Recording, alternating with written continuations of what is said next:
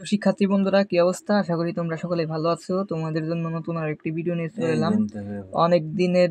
অনেকদিন পর গ্যাপ দিয়ে তোমাদের ভিডিওটা নিয়ে এলাম। তো আমি একটু বিজি ছিলাম, তো তার জন্য হলো ভিডিওটা আনতে পারিনি। তো চলো শুরু করে ফেলি আজকের মূল পড়াটা। আজকের প্রথম অধ্যায় পড়ব ব্যবসায় পরিস্থিতি, ইন্ট্রোডাকশন টু বিজনেস। ব্যবসায় উৎপত্তির মূলে ছিল মানুষের অভাববোধ।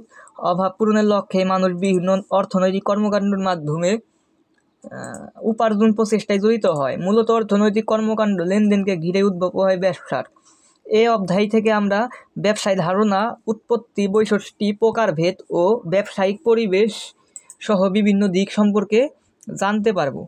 এই অধ্যায় শেষে আমরা ব্যবসার ধারণা, উৎপত্তি, ক্রম বিকাশের জন্য ধারণা পাব, ব্যবসায় পরিধি, বৈশিষ্ট্য ব্যাখ্যা করতে পারবো, ব্যবসার প্রকারভেদ বর্ণনা করতে পারবো, ব্যবসায় গুরুত্ব ব্যাখ্যা করতে পারবো, শিল্পের ধারণা ও প্রকারভেদ বর্ণনা করতে পারবো, বাণিজ্যের ধারণা প্রকারভেদ ব্যাখ্যা করতে পারবো, সেবার ধারণা প্রকারভেদ উদাহরণ সহ ব্যাখ্যা করতে পারবো, ব্যবসার উপর বিস্তৃতকারী পরিবেশ উপাদানগুলো চিহ্নিত করতে পারবো।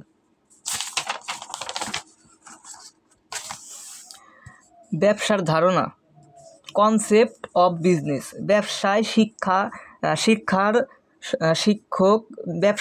শিক্ষক জনাব আসাদুজ্জামান নবম শ্রেণীর ব্যবসায় উদ্যোগ বিষয়ে প্রথম ক্লাসে আসলেন। শিক্ষার্থী তাকে আন্তরিকভাবে স্বাগত জানালো।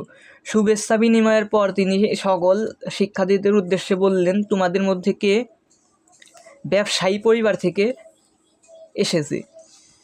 একজন শিক্ষার্থী বলল, আমার বাবার ব্যবসা আছে। আরেকজন শিক্ষার্থী বলল, তার বাবা হাঁস মুরগির খামার আছে। আর একজন শিক্ষার্থী বলল, তার বাবার ওষুধের দোকান আছে।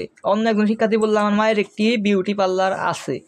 শিক্ষক সকলের কথা মন দিয়ে শুনল এবং বললেন, ধান, চাল, হাঁস মুরগি, ওষুধ বিক্রয়, বিউটি পার্লার, বিভিন্ন প্রত্যেকটি অর্থনৈতিক কাজ। এই অধ্যায় পরে কিন্তু আমরা অনেক কিছুই শিখলাম। তো দর্শক, বাই বাই।